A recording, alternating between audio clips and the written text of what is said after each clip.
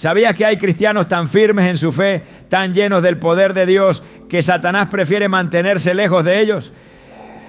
La Biblia nos da una pista poderosa en Santiago 4:7. Someteos pues a Dios, resistid al diablo y huirá de vosotros. Esta no es solo una promesa, es una revelación espiritual. Hay personas que, al vivir completamente sometidas a Dios, se convierten en una amenaza para el reino de las tinieblas. Hoy exploraremos quiénes son esos cristianos temidos por el enemigo y qué características los hacen tan poderosos en el mundo espiritual. Revelaremos las actitudes, decisiones y niveles de obediencia que hacen que Satanás huya con solo sentir su presencia. Si alguna vez te has preguntado cómo puedes ser una de esas personas, este video es para ti. ¿Estás listo para entender lo que Dios tiene reservado para ti? Cuando un cristiano camina en fe verdadera, el infierno se sacude. Esa afirmación no es un recurso emocional ni una frase exagerada. Es una verdad espiritual que tiene fundamento en las Escrituras. Porque hay una fe que no solo agrada a Dios, sino que provoca terror en las tinieblas. Una fe que no se limita a palabras ni se conforma con creencias superficiales. Es una fe que avanza, que conquista, que no se rinde ante el dolor ni ante la duda. Es la fe que vivieron hombres como Abraham, que obedeció sin saber a dónde iba, o como Josué, que marchó alrededor de muros imposibles creyendo que caerían con un grito, y cayeron. Es la fe que hace que el enemigo retroceda, que lo obliga a reconocer que no está frente a un religioso más, sino frente a un verdadero hijo del Dios viviente. En Hebreos 11:1 leemos que la fe es la certeza de lo que se espera, la convicción de lo que no se ve. Pero esa certeza no es una idea abstracta, es una fuerza activa, una dimensión espiritual en la que el alma se alinea por completo con la voluntad de Dios. Es una llama que arde dentro del corazón y que no se apaga con el viento de las circunstancias. Cuando esa llama arde, no hay tiniebla que pueda resistir. Por eso, Satanás no teme a los cristianos que simplemente asisten a la iglesia o que repiten versículos de memoria. Él tiembla ante aquellos cuya fe se manifiesta en obediencia radical, en oración ferviente y en una vida que refleja a Cristo en cada decisión. Esa es la clase de fe que lo hace huir. La Biblia está llena de ejemplos que ilustran esta verdad. Recordemos a David, un joven pastor que se atrevió a enfrentarse a un gigante armado hasta los dientes. No porque confiara en su destreza, sino porque confiaba en su Dios. En el primer libro de Samuel, capítulo 17, versículo 45, David declara con una autoridad que desafía toda lógica: tú vienes contra mí con espada, lanza y jabalina, pero yo vengo contra ti en el nombre del Señor Todopoderoso. Esa declaración fue más que palabra. Fue un acto de guerra espiritual. Y el resultado fue la caída de un enemigo que parecía invencible. Lo que derrotó a Goliat no fue la piedra, fue la fe que impulsó esa piedra. Fue la certeza de que Dios estaba con él. Eso es lo que aterra a Satanás. Un corazón que no vacila, una mente que no negocia con el miedo, una vida que se apoya en la roca eterna. Pero la fe que hace temblar al enemigo no se construye en la comodidad, se forja en las pruebas. Es en medio del fuego que la fe se purifica, como el oro. Es cuando no hay respuestas, cuando las puertas parecen cerrarse y el cielo se siente en silencio, que Dios nos invita a creer con más fuerza, porque la fe verdadera no necesita evidencias para mantenerse firme, solo necesita una palabra de Dios. En Romanos 10:17 leemos que la fe viene por el oír y el oír por la palabra de Dios. Esto significa que cuanto más nos sumergimos en la palabra, más se fortalece nuestra fe. Y cuanto más firme es nuestra fe, más peligrosa se vuelve nuestra presencia para el enemigo. Una de las historias más poderosas sobre este tipo de fe se encuentra en el Nuevo Testamento. Es la historia de la mujer con flujo de sangre. Durante 12 años sufrió una enfermedad que la aisló, la debilitó y la condenó a la soledad. Ningún médico pudo ayudarla, había perdido todo excepto su fe, y esa fe fue suficiente. En Marcos 5:28 ella dice: si tan solo toco su manto, quedaré sana. No pidió audiencia con Jesús, no necesitó que él le hablara. Su fe la impulsó a actuar. Y ese toque silencioso desató un poder tan fuerte que Jesús se detuvo en medio de una multitud y preguntó: ¿quién me ha tocado? Fue una fe invisible a los ojos humanos, pero irresistible en el mundo espiritual. Ese día no solo fue sanada, fue reconocida por Jesús como una mujer de gran fe. Y donde hay gran fe, hay gran victoria. Cuando un creyente vive así, el infierno lo reconoce, porque su fe no es pasiva, es una fe que mueve montañas, que cierra bocas de leones, que atraviesa mares en seco. No se trata de una fe decorativa, sino de una fe que enfrenta la realidad con los ojos puestos en lo eterno. Una fe que no se rinde ante el diagnóstico, que no negocia con el pecado, que no se doblega ante la presión del mundo. Esa fe tiene una esencia profética, porque llama a la existencia lo que aún no se ve. Habla como si ya fuera, camina como si ya tuviera, actúa como si ya hubiera vencido. Porque el verdadero creyente no necesita ver para creer, cree para ver. Satanás odia esa clase de fe porque no puede controlarla. No puede manipular a un creyente que no se mueve por emociones, sino por convicciones. No puede distraer a alguien que ha hecho de la palabra su alimento diario, ni puede vencer a quien ha hecho de la oración su escudo y de la obediencia su estilo de vida. Por eso, cuando la fe es genuina, el enemigo se ve obligado a retroceder, no porque el creyente sea perfecto, sino porque está completamente rendido a Dios. Y donde hay rendición verdadera, hay poder sobrenatural. Jesús mismo enseñó esta verdad cuando dijo en Mateo 17:20: si tienen fe como un grano de mostaza, dirán a este monte: pásate de aquí para allá, y se pasará, nada les será imposible. Él no hablaba de una fe ostentosa, sino de una fe pura, pequeña en tamaño, pero gigante en resultado. Una fe que confía sin reservas, que espera sin quejarse, que actúa sin temores. Esa fe cambia atmósferas, abre caminos y desata milagros. Esa fe produce temor en los demonios, porque los confronta con una realidad que ellos ya conocen. Están derrotados. Es importante entender que esta fe no se hereda, no se compra, no se simula, se cultiva y solo puede crecer en un corazón que busca a Dios de verdad. En Hebreos 11:6 leemos: sin fe es imposible agradar a Dios, porque es necesario que el que se acerca a Él crea que existe y que recompensa a quienes lo buscan. La fe activa comienza con una búsqueda apasionada. Es en la intimidad con Dios donde se fortalece. Es allí, en lo secreto, donde se libran las batallas más importantes, donde se gana autoridad, donde se desarrollan raíces que sostendrán la vida cuando lleguen los vientos de prueba. Conocí a una mujer que vivía sola con sus hijos en una zona peligrosa.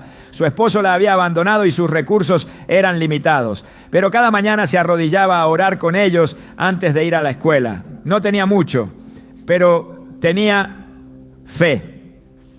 Un día unos ladrones intentaron entrar a su casa, pero al llegar a la puerta salieron corriendo aterrados.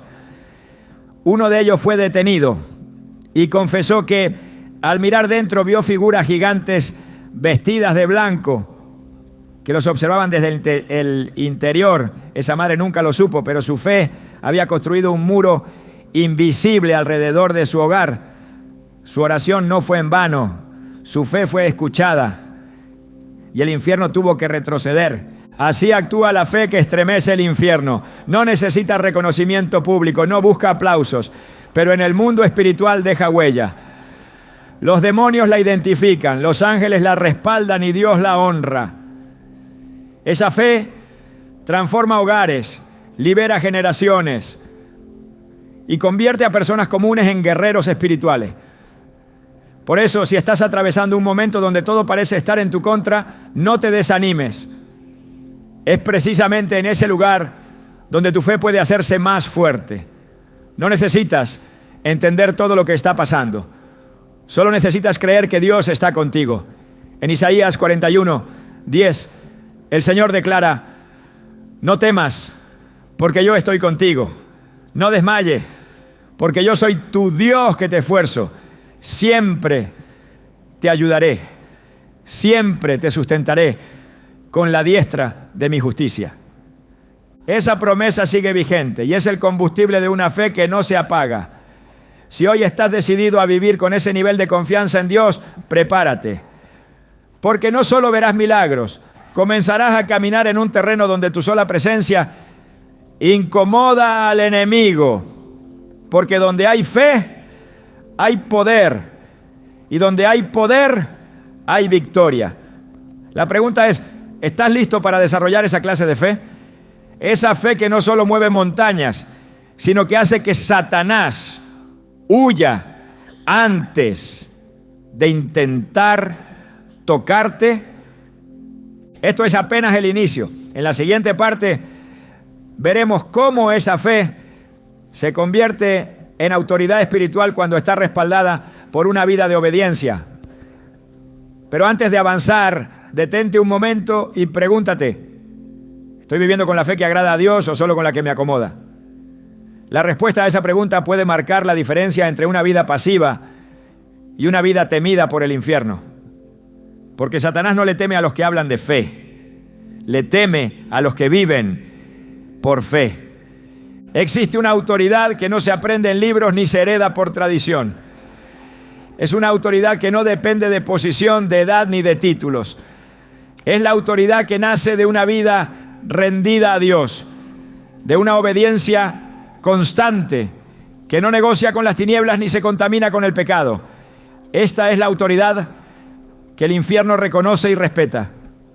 Es la autoridad de aquellos que no solo creen en Dios, sino que viven alineados con su voluntad.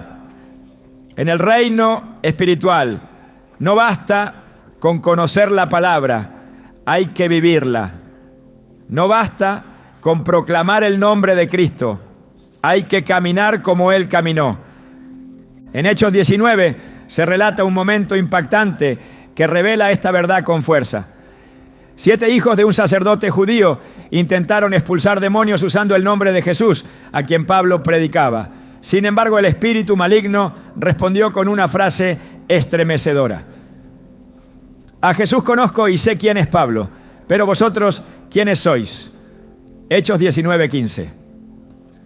Aquellos hombres conocían el lenguaje correcto, usaban el nombre correcto, pero no tenían autoridad verdadera. ¿Por qué? Porque no estaban sometidos a Dios, no vivían en obediencia, solo imitaban palabras sin respaldo espiritual. El resultado fue humillante.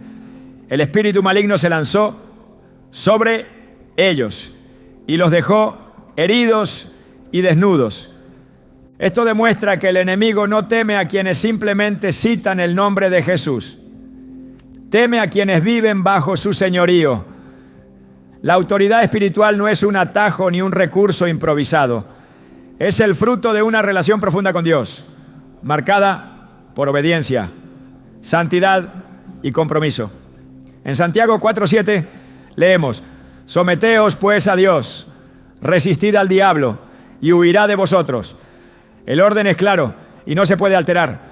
Primero viene la rendición total a Dios, luego la resistencia al enemigo y como consecuencia el diablo huye. No hay autoridad sin sujeción. No hay victoria sin obediencia. Jesús mismo modeló esta verdad desde el principio de su ministerio. En Mateo 4, cuando fue tentado en el desierto, no respondió con argumentos humanos ni con emociones. Respondió con la palabra y cada respuesta era una expresión de su perfecta obediencia al Padre. Escrito está, declaró con firmeza, y el enemigo no tuvo opción más que apartarse. Jesús no simplemente citaba versículos, los vivía.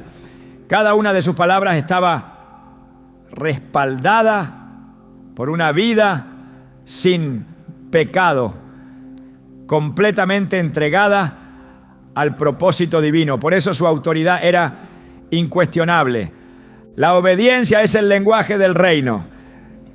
En Filipenses 2:8 se nos dice que Jesús se humilló a sí mismo, haciéndose obediente hasta la muerte y muerte de cruz. Fue esa obediencia la que lo exaltó por encima de todo nombre, dándole autoridad absoluta en el cielo, en la tierra y debajo de la tierra. Esta verdad es poderosa. La autoridad más alta no se alcanza por conquista humana, sino por sumisión divina. Quien obedece a Dios sin reservas recibe un respaldo celestial que ninguna fuerza del mal puede desafiar. Cuando el creyente vive en obediencia, su vida se convierte en un canal de poder. No necesita gritar ni forzar.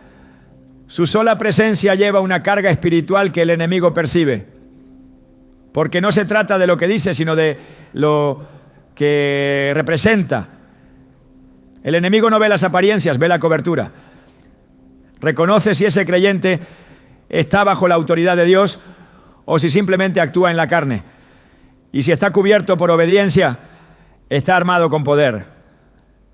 Así como un soldado no tiene autoridad por sí mismo, sino por el ejército al que representa, el cristiano que vive en obediencia actúa respaldado por el reino de los cielos.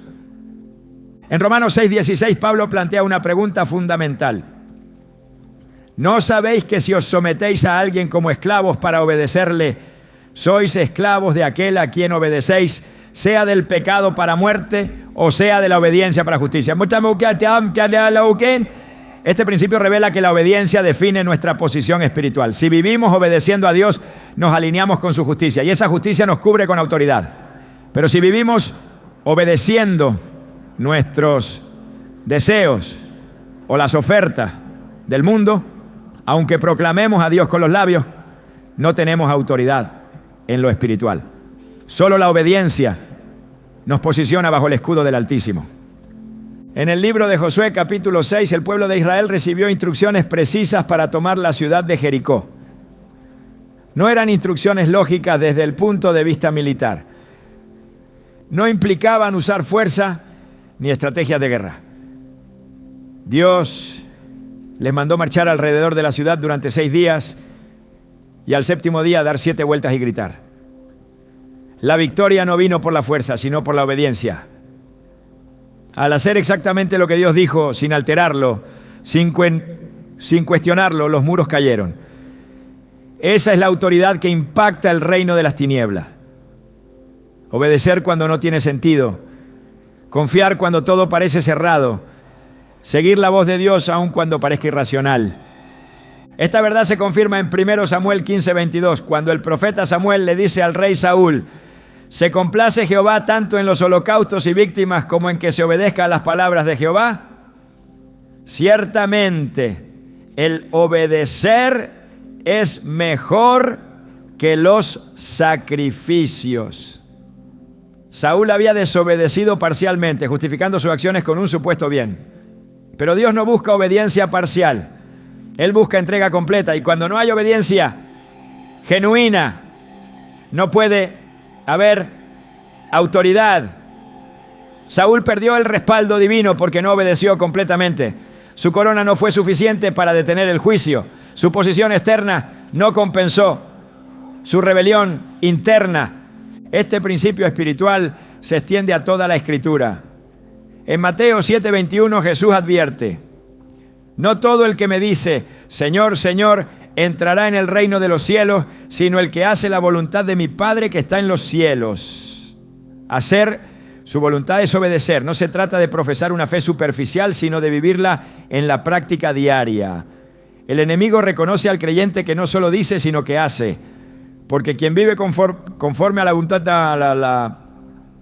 voluntad de Dios, tiene una unción que no se ve, pero que se siente. Tiene una cobertura que no se puede falsificar, ni imitar, ni comprar. Solo la da la obediencia. En el mundo espiritual hay cristianos conocidos en el cielo y temidos en el infierno. No porque sean populares, sino porque viven en integridad. No porque tengan grandes plataformas, sino porque tienen un corazón rendido. La obediencia es la raíz que sostiene toda autoridad. No se trata de fuerza humana, sino de alineación divina. Cuando el creyente se somete a la palabra de Dios, cada paso que da está acompañado por el respaldo del cielo. Esa persona no necesita impresionar a nadie. Su vida misma es una proclamación silenciosa que dice: estoy bajo autoridad y por eso tengo autoridad. Esto también se ve reflejado en el centurión que se acercó a Jesús en Mateo 8. Le rogó que sanara a su siervo, pero le dijo algo impresionante: Señor, no soy digno de que entres bajo mi techo. Solamente di la palabra y mi criado sanará. Porque también yo soy hombre bajo autoridad y tengo bajo mis órdenes soldados. Este hombre entendía que la autoridad espiritual está directamente relacionada con la obediencia. Y Jesús quedó asombrado. Dijo que no había hallado tanta fe ni aún en Israel. Este centurión no era parte del pueblo de Dios, pero comprendía un principio espiritual que muchos aún hoy ignoran. Para ejercer autoridad, primero hay que estar bajo autoridad. Cuando el enemigo observa a un creyente que obedece a Dios en lo secreto, que guarda su corazón, que no transige con el pecado, sabe que no está tratando con alguien común. Sabe que cada palabra que sale de su boca tiene peso, que cada oración que eleva al cielo lleva fuego, que cada decisión que toma refleja la voluntad de Dios. Ese creyente puede caminar en medio de las tinieblas y permanecer firme. Puede enfrentar tormentas y no tambalear. Puede atravesar pruebas sin perder su paz. Porque su fuerza no viene de sí mismo, sino del respaldo del cielo. En Efesios 6, Pablo habla de la armadura de Dios y dice: revestíos de toda la armadura de Dios para que podáis estar firmes contra las acechanzas del diablo. Esa armadura incluye la justicia, la verdad, el evangelio, la fe, la salvación y la palabra. Pero no basta con conocerla, hay que vestirla. Y vestirla implica vivir en obediencia diaria. Solo así se puede resistir, solo así se puede vencer, porque no se trata de recitar fórmula, sino de caminar en santidad. La autoridad que hace huir a Satanás no se manifiesta en momentos de espectáculo, se manifiesta en los actos cotidianos de fidelidad. Cuando eliges la verdad en lugar del engaño, cuando decides perdonar en lugar de vengarte, cuando das un paso de fe aunque todo te invite a retroceder. Es allí donde la obediencia se convierte en espada y la espada en victoria. Porque cada decisión que honra a Dios debilita al enemigo. Cada acto de obediencia clava una estaca en el terreno del reino. Cada vez que obedeces, aunque nadie te vea, el cielo toma nota y el infierno retrocede. En el reino de los cielos no hay atajos para obtener autoridad. No hay fórmulas mágicas ni discursos que sustituyan la obediencia. La verdadera autoridad espiritual nace en el altar. Crece en la intimidad con Dios. Se fortalece con cada renuncia al yo. Y esa autoridad no solo transforma tu vida, sino que te convierte en un instrumento poderoso para liberar, restaurar y edificar. No es posible vivir una vida de doble ánimo y esperar caminar en poder. La obediencia no es una opción, es el fundamento. No se trata de perfección, sino de entrega total. Y cuando Dios encuentra un corazón así, lo unge con una autoridad que ninguna fuerza demoníaca puede resistir. Así como el enemigo reconoció a Jesús y a Pablo, también reconoce a quienes han sido formados en obediencia, a quienes no viven para sí mismos, sino para la gloria de Dios, a quienes aún en medio de la presión eligen honrar a su Señor. Y cuando ve a uno de esos no lucha, huye, porque sabe que está frente a alguien que no habla desde la carne, sino desde el Espíritu. Y contra el Espíritu de Dios no tiene defensa. La pureza espiritual no es una opción secundaria para el creyente, es un campo de batalla decisivo. En un mundo donde lo impuro se celebra, la santidad se vuelve un acto de resistencia. La pureza es más que una característica moral. Es una estrategia de guerra que desarma al enemigo. Satanás no puede operar en un territorio que ha sido consagrado a Dios. La pureza no solo protege, también ataca. Cada vez que alguien decide caminar en integridad, rompe una cadena. Cada vez que rechaza el pecado, corta una raíz. Cada vez que se aparta del mal, activa la protección divina. La pureza es fuego para las tinieblas. Es un escudo invisible que impide que el enemigo encuentre lugar. En Mateo 5:8 Jesús declara: bienaventurados los de limpio corazón, porque ellos verán a Dios. Esta afirmación no solo promete una recompensa futura, habla de una realidad presente. El que tiene un corazón puro percibe a Dios en cada paso, discierne su voluntad y camina con claridad. El enemigo sabe que no puede confundir a quien camina con los ojos puestos en la luz. Por eso ataca la pureza con tanta insistencia. La contaminación no siempre llega de forma abrupta. A veces entra como una sugerencia sutil, como una justificación razonable, como una pequeña concesión. Pero cada desvío abre una puerta, y cada puerta abierta da acceso al adversario. La pureza, en cambio, cierra toda entrada. No deja grietas, no hace pactos, no tolera sombras. El llamado a vivir en pureza no es nuevo. Desde el principio, Dios ha demandado santidad de su pueblo. En Levítico 19:2 ordenó: santos seréis, porque santo soy yo, el Señor vuestro Dios. Esta exigencia no era una carga religiosa, era una protección. Dios sabe que el pecado no solo destruye la relación con Él, también expone al creyente a la influencia de fuerzas espirituales contrarias. Un corazón dividido no puede resistir. Un alma contaminada no puede discernir. La pureza, en cambio, preserva la sensibilidad espiritual. Permite escuchar la voz de Dios con claridad y reconocer el engaño del enemigo desde lejos. Cuando un creyente vive en pureza, el enemigo lo identifica como territorio prohibido. No porque no intente atacarlo, sino porque no encuentra acceso.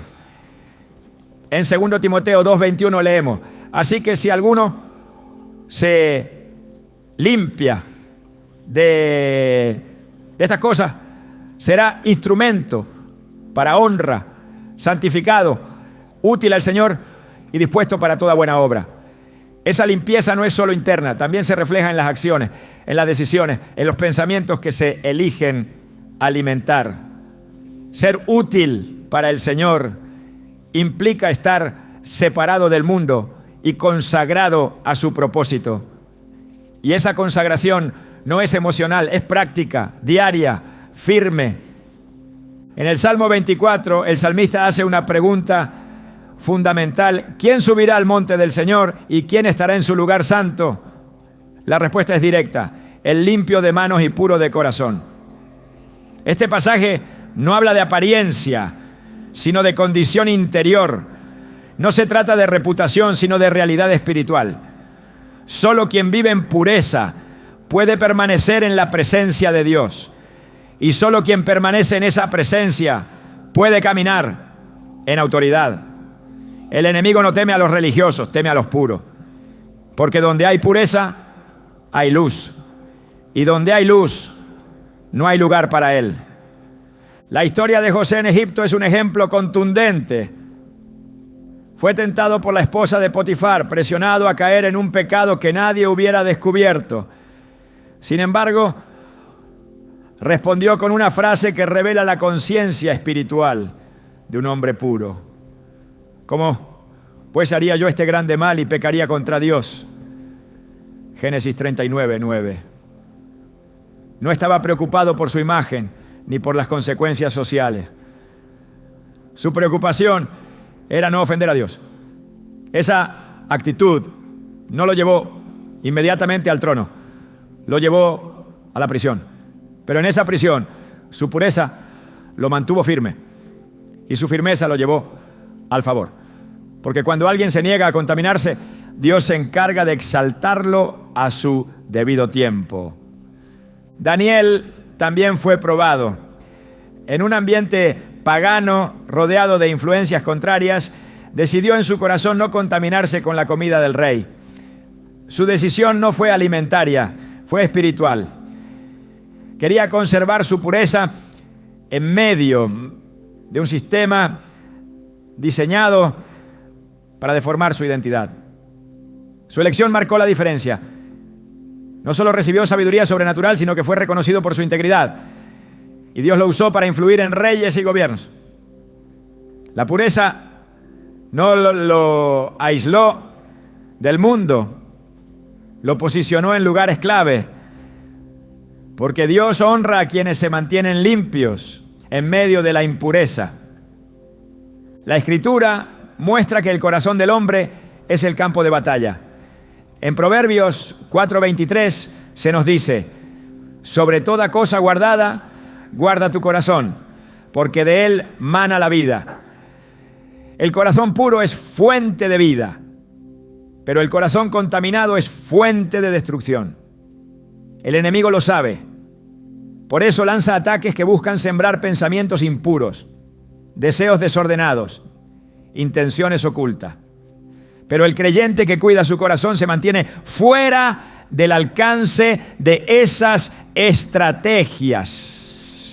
La pureza no es debilidad, es discernimiento, no es ingenuidad, es poder. Es la capacidad de vivir en medio de un sistema corrupto sin ceder a su influencia. Jesús enseñó que lo que contamina al hombre no es lo que entra, sino lo que sale del corazón. En Mateo 15:19 dijo: porque del corazón salen los malos pensamientos, los homicidios, los adulterios, las fornicaciones, los hurtos, los falsos testimonios, las blasfemias. Estas no son acciones externas aisladas, son el fruto de una raíz interna contaminada. Por eso el llamado a la pureza no comienza por las acciones, sino por la transformación del corazón. Y esa transformación solo es posible a través de la palabra y el Espíritu. En Juan 17:17 Jesús oró: santifícalos en tu verdad, tu palabra es verdad. La santificación, la limpieza, el apartarse para Dios, tiene su origen en una relación profunda con su palabra. La pureza no es una meta humana, es una obra divina, pero requiere una decisión voluntaria de colaboración. En el 1 Pedro 1:14-16 se exhorta: como hijos obedientes, no os conforméis a los deseos que antes teníais, estando en vuestra ignorancia, sino como aquel que os llamó es santo, sed también vosotros santos en toda vuestra manera de vivir. La santidad no es solo una condición espiritual, es una forma de vida. Afecta la manera de hablar, de pensar, de relacionarse. No hay áreas neutrales. Todo lo que no está consagrado está expuesto. Todo lo que no se rinde se contamina. Pero cuando todo es entregado a Dios, todo se vuelve invulnerable. La pureza es una señal de madurez espiritual. El niño espiritual busca límites, el maduro busca agradar. El niño pregunta, ¿y hasta dónde puedo llegar sin pecar? El maduro declara, ¿qué más puedo rendir para ser santo? Esa diferencia es clave. El que busca excusa se vuelve presa fácil. El que busca consagración se vuelve impenetrable. El enemigo no puede operar donde no hay brecha. Y la pureza cierra todas las brechas. No por legalismo, sino por amor. No por temor, sino por deseo de vivir en comunión plena con el Padre. La carta a los Hebreos nos presenta una advertencia solemne.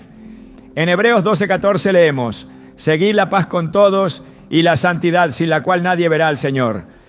Esta declaración no es simbólica. Establece una condición clara. La santidad no es una opción para los radicales, es un requisito para los hijos. Y no solo se refiere a la vida futura, sino también al presente. Quien no vive en pureza no puede ver el obrar de Dios, no puede disfrutar de su cercanía, no puede discernir su dirección. Y quien vive lejos de su presencia, vive expuesto al engaño del adversario. La pureza actúa como una señal en el mundo espiritual. Declara a los principados y potestades que esa vida pertenece a Dios. Es como una marca de fuego que indica territorio consagrado. Satanás no puede tocar lo que Dios ha separado para sí. Pero cuando la pureza se pierde, la cobertura se debilita. Por eso el enemigo ataca tanto el corazón, las emociones, los pensamientos. Busca infiltrar pequeñas corrupciones, pequeñas concesiones que con el tiempo se convierten en grietas por donde entra la destrucción. La pureza, en cambio, mantiene todo en orden. No hay acceso, no hay acuerdo, no hay lugar para el enemigo. En Efesios 5:3 Pablo instruye a la iglesia con claridad. Pero fornicación y toda inmundicia o avaricia, ni aun se nombre entre vosotros, como conviene a santos. Este llamado no es a la represión, sino a la vida y a la dignidad espiritual. Los santos no negocian con la oscuridad, viven en la luz y por eso pueden caminar seguros. El que vive en pureza no necesita temer a las tinieblas porque no participa de ellas. Su vida es una lámpara encendida y su ejemplo es una reprensión silenciosa al sistema corrupto que lo rodea. La carta de Judas advierte que algunos se han infiltrado en la iglesia convirtiendo la gracia de Dios en libertinaje. Pero la gracia no es una excusa para pecar, es el poder para vivir en victoria sobre el pecado. En Tito 2, 11, 12 leemos, porque la gracia de Dios se ha manifestado para salvación a todos los hombres, enseñándonos que renunciando a la impiedad y a los deseos mundanos, vivamos en este siglo sobria, justa y piadosamente. La gracia capacita para la pureza y la pureza manifiesta la gloria de Dios.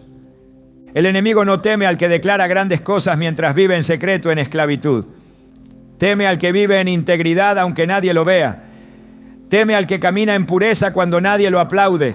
Teme al que elige el camino estrecho, el camino de la santidad, porque sabe que esa vida está escondida en Cristo y que en ella no puede operar. La pureza es una cobertura, es una muralla, es una espada. Es la garantía de que el creyente no solo resistirá al enemigo, sino que caminará sobre él en victoria constante.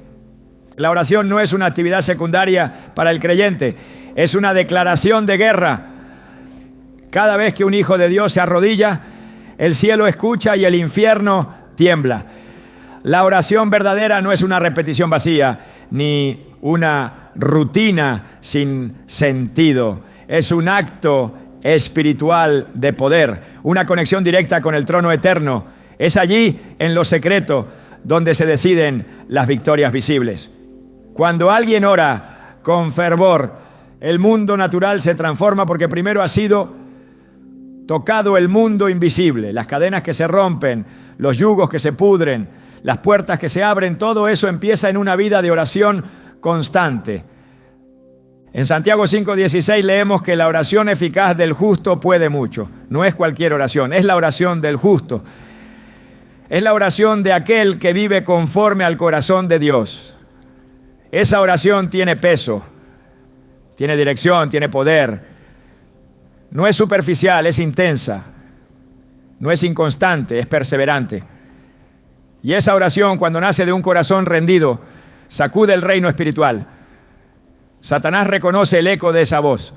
Sabe cuando alguien no solo habla, sino que clama. Y ante ese clamor no puede permanecer. Jesús mismo, siendo el Hijo de Dios, priorizó la oración por encima de cualquier otra actividad. En Marcos 1:35 se nos dice: muy de madrugada, cuando todavía estaba oscuro, Jesús se levantó, salió de la casa y se fue a un lugar solitario donde se puso a orar. No buscó compañía, no esperó comodidad, no necesitó un evento especial. La oración era su alimento, su fuente, su impulso. Y cada milagro que realizó, cada enseñanza que impartió, cada confrontación con el enemigo fue precedida por momentos de comunión profunda con el Padre. La oración fue su plataforma. Su poder no vino de la multitud, vino del secreto. Y ese secreto está abierto a todo aquel que decide entrar. No existe sustituto para una vida de oración. El conocimiento, el talento, la experiencia, todo eso puede ser útil, pero no reemplaza el fuego que solo la oración mantiene encendido. Porque es en la oración donde el creyente se vacía de sí mismo y se llena de la voluntad divina. Es allí donde la debilidad se transforma en fuerza, donde la ansiedad se disuelve en paz, donde la carne se somete al espíritu. Sin oración, la fe se enfría, la visión se nubla y el corazón se endurece. Pero donde hay oración constante hay renovación, hay claridad, hay poder. En Lucas 18, Jesús presenta una parábola para enseñar que es necesario orar siempre, sin desmayar. Habla de una viuda que insiste ante un juez injusto hasta que él le hace justicia. Y luego Jesús pregunta: ¿y acaso Dios no hará justicia a sus escogidos que claman a Él día y noche? El poder de esa insistencia no está en la repetición, sino en la perseverancia nacida del amor y la confianza. Satanás sabe que muchos comienzan a orar, pero pocos perseveran. Por eso lanza distracciones, ¿no? Siembra cansancio, cultiva dudas, porque si logra silenciar la oración, debilita la resistencia. Pero cuando el creyente se niega a rendirse, cuando decide mantenerse firme, cuando sigue clamando, aunque no vea respuesta inmediata, el enemigo pierde terreno. El apóstol Pablo exhorta a la iglesia a orar sin cesar. En 1 Tesalonicenses 5:17 dice de manera clara: orad sin cesar. No es un llamado a orar de vez en cuando, es una invitación a vivir en constante comunión con Dios. No se refiere a palabras ininterrumpidas, sino a una conciencia continua de dependencia, una conexión permanente, una vida centrada en la presencia divina. Esta actitud interior convierte cada momento en una oportunidad de intercesión. La oración se vuelve parte del respirar, del andar, del decidir. Y cuando esa oración es continua, la vigilancia espiritual se afila, el discernimiento aumenta, la cobertura se fortalece, el alma se alinea. El enemigo, en cambio, pierde toda estrategia, porque no encuentra un instante para sembrar. En Efesios 6, después de describir la armadura de Dios, Pablo concluye con una orden clave: orad en todo tiempo, con toda oración y súplica en el Espíritu. El guerrero espiritual no puede vestirse con armadura y quedarse callado. No puede estar cubierto y ser pasivo. La oración activa el poder de cada pieza. Sin oración, el escudo de la fe se debilita. Sin oración, la espada del Espíritu no se levanta. Es la oración la que mantiene al soldado de Cristo en posición ofensiva. Es ella la que sostiene su postura cuando todo alrededor se derrumba. Es ella la que abre caminos donde solo había obstáculos. Es ella la que invoca el respaldo del cielo ante la oposición de la tierra. La oración no solo transforma al que la practica, también impacta a su entorno. En Hechos 12, cuando Pedro fue encarcelado, la iglesia oraba sin cesar por él. Y un ángel fue enviado, las cadenas cayeron, las puertas se abrieron. La intervención fue sobrenatural, pero fue provocada por la oración ferviente. No fue una coincidencia, fue una respuesta. Porque cuando el pueblo clama con unidad y constancia, el cielo se mueve. La oración colectiva tiene un poder que trasciende lo natural, multiplica el alcance, eleva la intensidad, fortalece la fe y desbarata las obras del enemigo. En Mateo 26, 41, Jesús advierte a sus discípulos: velad y orad para que no entréis en tentación. La oración no solo libera, también preserva. Es una muralla contra el pecado, una alarma contra la caída. Muchos creen que el peligro está afuera, pero la verdadera lucha ocurre dentro. Es en la mente, en el alma, donde se ganan o se pierden batallas. Y solo la oración mantiene el alma alerta. Solo ella afina el oído para oír la dirección correcta. Solo ella fortalece la voluntad para resistir la seducción del pecado. Donde no hay oración, hay vulnerabilidad. Pero donde hay oración, hay firmeza. El enemigo conoce este principio. Por eso, uno de sus objetivos principales es cortar la comunicación entre Dios y sus hijos. Si logra que el creyente deje de orar, sabe que ha debilitado su defensa. La desconexión espiritual no siempre ocurre con escándalos. A veces comienza con distracciones, con horarios ocupados, con cargas mal administradas. La oración se posterga, luego se reduce, finalmente se silencia. Y en ese silencio, el alma se enfría. La pasión se apaga. La autoridad se diluye. Pero el creyente que entiende lo que está en juego, protege su altar. Lo defiende como lo más valioso. Lo mantiene encendido sin importar el cansancio ni las excusas. Porque sabe que allí se forja su victoria. En el Salmo 141:2, el salmista clama: suba mi oración delante de ti como el incienso, el alzar de mis manos como la ofrenda de la tarde. La oración es incienso que sube, es aroma que agrada, es sacrificio que Dios no desprecia. Y mientras sube, también desciende la respuesta. Desciende la paz que guarda el corazón. Desciende la dirección que aclara el camino. Desciende el poder que rompe el yugo. La oración conecta la tierra con el cielo. Une lo temporal con lo eterno. Alinea lo visible con lo invisible.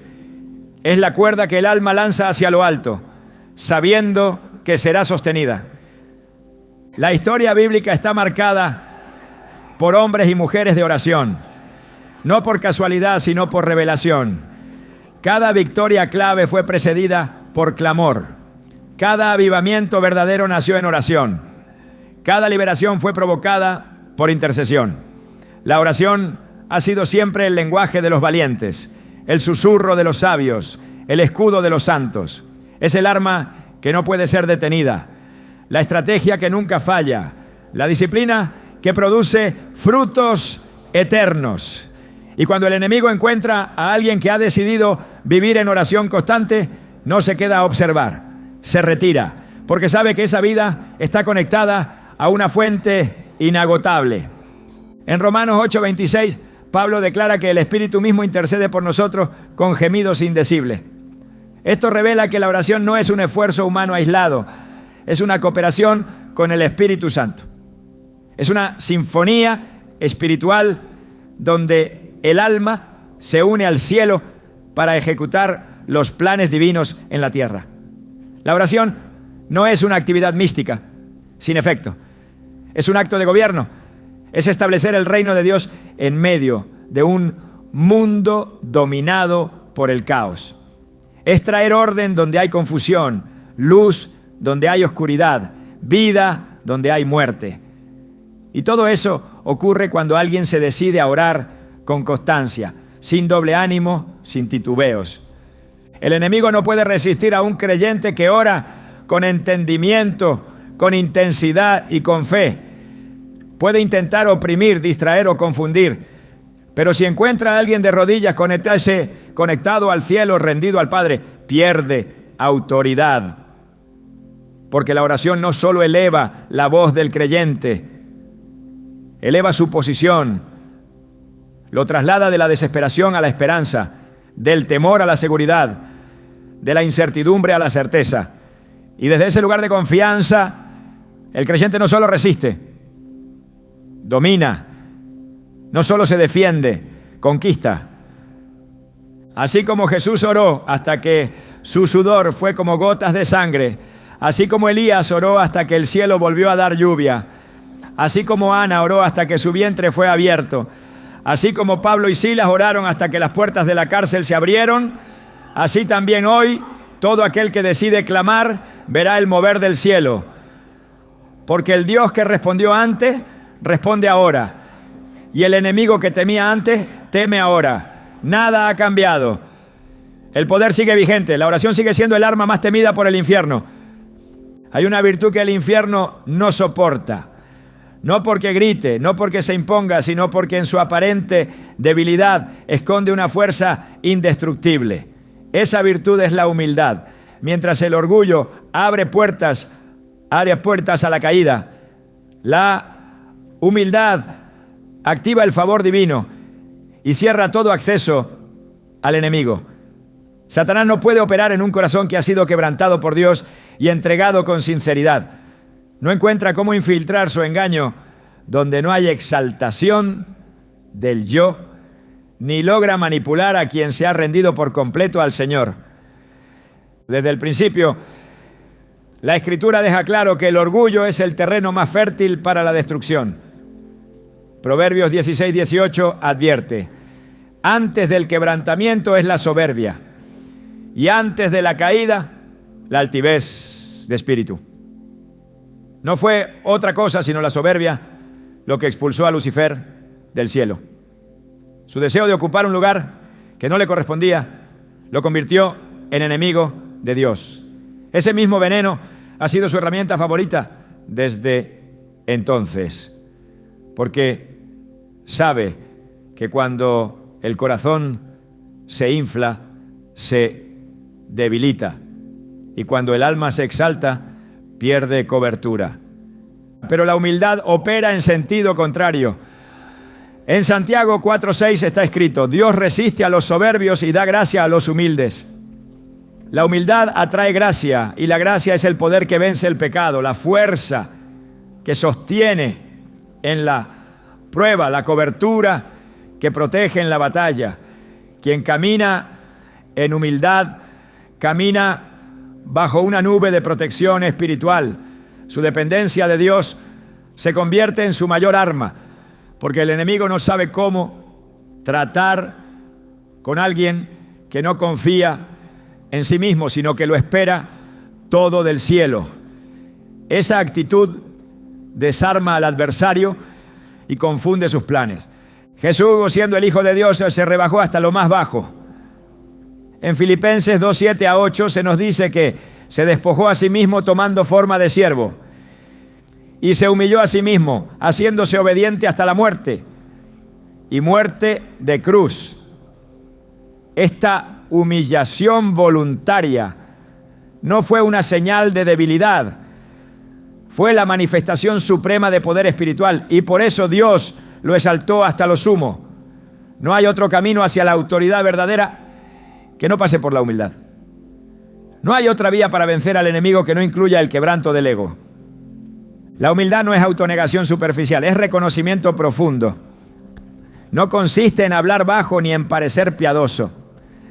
Es saber en lo íntimo del corazón que todo lo bueno proviene de Dios y que sin Él nada es posible. Es vivir en una constante conciencia de dependencia, entendiendo que no hay mérito propio ni fuerza humana que garantice la victoria. Es por esa razón que el enemigo teme a los humildes, porque sabe que esos no caen en sus trampas de vanagloria. Sabe que esos no son seducidos por el aplauso, ni debilitados por la crítica. Sabe que no puede alimentarse del orgullo donde no existe. La oración del humilde tiene acceso directo al corazón de Dios. En Isaías 66:2 se lee: mi mano hizo todas estas cosas, y así todas estas cosas fueron, dice Jehová. Pero miraré a aquel que es pobre y humilde de espíritu, y que tiembla a mi palabra. Este mirar de Dios no es casual, es respaldo, es dirección, es intervención. Cuando un creyente camina con temor reverente y humildad auténtica, se vuelve visible para el cielo e intocable para el infierno. Su vida, aunque silenciosa, resplandece. Su actitud, aunque desapercibida para muchos, emite una luz que el adversario no puede soportar. David fue un hombre conforme al corazón de Dios, no por su perfección, sino por su disposición a humillarse. Cada vez que cayó, corrió a los pies del Señor con quebranto genuino. Su grandeza no estuvo en sus logros, sino en su capacidad de reconocer su necesidad de misericordia. En el Salmo 51:17 declara: los sacrificios de Dios son el espíritu quebrantado. Al corazón contrito y humillado no despreciarás tú, oh Dios. Esa clase de corazón es un territorio vedado para las tinieblas, porque cuando el alma se rinde, el cielo toma control. En Mateo 23:12 Jesús dice: el que se enaltece será humillado, y el que se humilla será enaltecido. Este principio opera con exactitud en lo espiritual. El que busca levantarse en su propia fuerza termina debilitado. El que se postra en su fragilidad termina siendo levantado por la fuerza de Dios. Y cuando es Dios quien exalta, ningún enemigo puede derribar. El creyente humilde no busca destacar, pero termina brillando. No busca reconocimiento, pero es respaldado. No persigue poder, pero lo ejerce, porque su poder no viene de él, sino de aquel a quien sirve. En el 1 Pedro 5:6 se nos exhorta: humillaos pues bajo la poderosa mano de Dios, para que Él os exalte cuando fuere tiempo. Esa humillación es un acto consciente de entrega, una disposición del corazón que abre las puertas a la intervención divina. No es pasividad, es autoridad sometida. No es debilidad, es fuerza bajo control. Y cuando esa actitud se mantiene, el enemigo no encuentra acceso, porque no hay fisura, no hay orgullo oculto, no hay ambición que lo alimente. La humildad sella el alma y la convierte en un recinto exclusivo para la presencia de Dios. El enemigo no puede mantenerse donde hay quebrantamiento genuino, porque ese quebrantamiento produce presencia, y la presencia de Dios es su derrota segura. Por eso los cristianos más temidos no son los que se creen fuertes, sino los que reconocen su necesidad cada día. No son los que se exhiben, sino los que se esconden en la sombra del Altísimo. No son los que se exaltan, sino los que viven postrados en obediencia. Porque Satanás huye de la luz y la humildad es una de sus manifestaciones más puras. Donde el Espíritu de Dios habita, las tinieblas no pueden permanecer. La presencia del Espíritu Santo no es una influencia simbólica ni una fuerza impersonal. Es la manifestación activa del poder de Dios en la vida del creyente. Cuando el Espíritu llena un corazón, lo transforma en un territorio sagrado, en una morada divina que ninguna obra del enemigo puede profanar. El cristiano lleno del Espíritu no camina solo, no lucha en sus propias fuerzas, no decide desde la carne. Su vida está guiada, sostenida y defendida desde lo alto. Satanás no se enfrenta a una persona, se enfrenta a una presencia, y por eso retrocede. Desde el momento en que Jesús fue bautizado, el Espíritu descendió sobre él en forma de paloma, y con esa llenura fue llevado al desierto. No fue llevado a un lugar de descanso, sino al frente de batalla. Allí enfrentó tentaciones, ataques directos, insinuaciones del enemigo, pero no cayó, porque cada respuesta que dio fue pronunciada desde una comunión inquebrantable con el Padre. Su victoria en el desierto no fue el resultado de un argumento, fue la evidencia de una vida llena del Espíritu. En Lucas 4, uno se afirma que Jesús, lleno del Espíritu Santo, volvió del Jordán y fue llevado por el Espíritu al desierto. La batalla no se evitó, pero fue enfrentada con respaldo celestial. El mismo Espíritu que sostuvo a Jesús es el que ha sido prometido a todo creyente. En Juan 14, 16, 17, él mismo dijo: y yo rogaré al Padre y os dará otro Consolador para que esté con vosotros para siempre, porque mora con vosotros y estará en vosotros. Esta presencia no es temporal, no depende de emociones ni de circunstancias, es permanente. Y donde esa presencia es honrada, el enemigo pierde toda influencia. La vida espiritual no se fortalece por esfuerzo humano, sino por rendición total al Espíritu.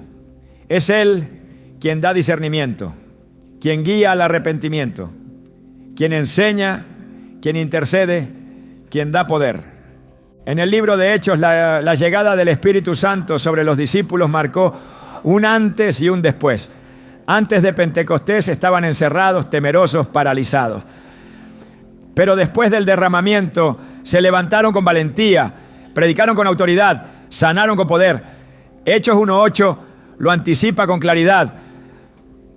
Pero recibiréis poder cuando haya venido sobre vosotros el Espíritu Santo. Ese poder no es para exhibición, es para resistencia, para avance, para guerra espiritual.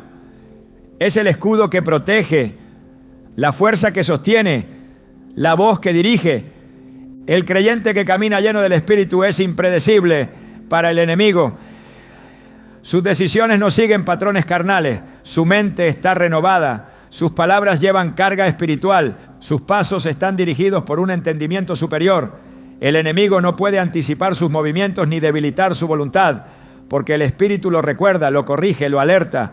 Romanos 8:14 afirma que todos los que son guiados por el Espíritu de Dios, estos son hijos de Dios. Y los hijos que se dejan guiar caminan bajo una cobertura que no puede ser quebrantada. La presencia del Espíritu no solo es un escudo personal, también santifica el ambiente. Donde habita el Espíritu hay libertad. Donde se le honra hay revelación. Donde se le obedece hay transformación. No hay lugar oscuro que no pueda ser iluminado por su fuego. No hay corazón endurecido que no pueda ser quebrado por su toque. Y no hay ataque espiritual que pueda resistir su poder. Por eso Satanás huye. Número de la persona. Huye del Espíritu en ella, porque reconoce esa presencia. La ha enfrentado antes y cada vez ha perdido. Hay algo que el enemigo jamás podrá imitar: la esencia de un cristiano íntegro que ha decidido ser todo para Dios. Más allá de la fe, de la obediencia, de la pureza, de la oración o de la unción, hay un testimonio silencioso que grita en el mundo espiritual. Es la huella invisible que deja quien ha vivido en secreto lo que predica en público. Es la consistencia de una vida que no cambia según la audiencia, que no se adapta a la presión, que no busca ser aceptada, sino ser verdadera. Satanás no teme a los ruidos, teme a las raíces, a los que no se quiebran cuando nadie los aplaude, a los que siguen caminando aunque no vean resultado inmediato, a los que aún sin entender el porqué de la prueba no sueltan la mano de Dios. Es esa profundidad, esa estabilidad, esa firmeza en lo oculto, lo que hace temblar al infierno, porque sabe que esas vidas no están sostenidas por motivación, sino por convicción. No caminan por interés, sino por llamado. No dependen del aplauso, sino de la palabra. Los cristianos más temidos no son los más visibles, son los más consistentes. No son los que impresionan, son los que perseveran. porque cada día que se mantienen firmes están escribiendo una historia que trasciende generaciones. Cada vez que eligen a Dios en lo secreto, están sembrando fuego que arde en lo eterno. Esa es la marca que Satanás no puede borrar. Esa es la vida que el cielo celebra y que el infierno no puede detener. Y ahora que conoces su perfil, la pregunta no es si puedes ser uno de ellos. La verdadera pregunta es, ¿estás dispuesto a vivir de tal manera que el cielo te respalde y las tinieblas te reconozcan, porque ellos no nacieron temidos? Y ayer se convirtieron en amenaza por cómo decidieron vivir.